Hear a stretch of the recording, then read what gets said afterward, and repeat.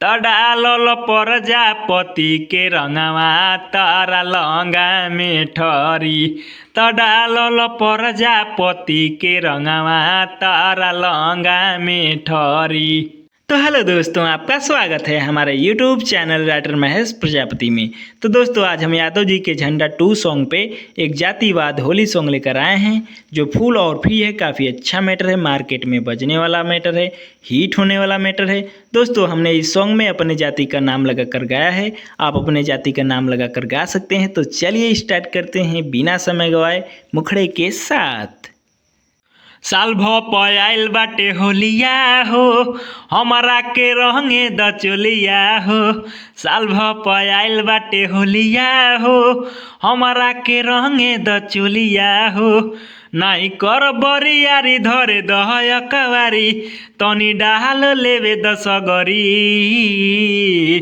त डालल प्रजापति के रंगवा तारा लंगा में ठरी।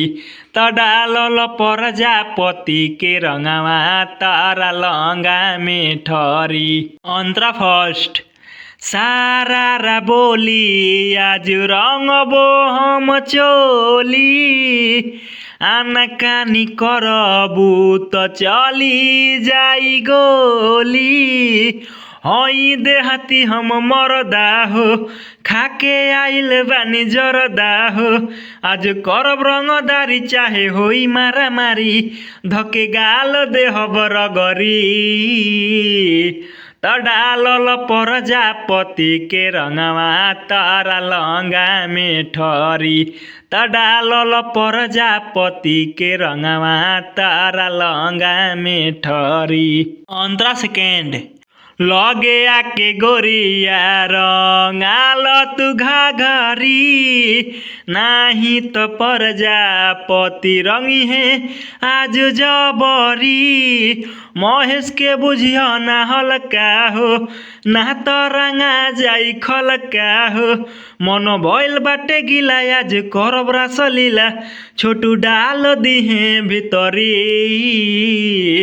त डालल प्रजापति के रंगवा तारा लंगा में ठरी। त डालल प्रजापति के रंगवा तारा लंगा में ठरी। तो दोस्तों, इसी तरह का फुल और फ्री सॉन्ग पाने के लिए हमारे चैनल को सब्सक्राइब करें और वीडियो को लाइक करें, शेयर करें और कमेंट करें।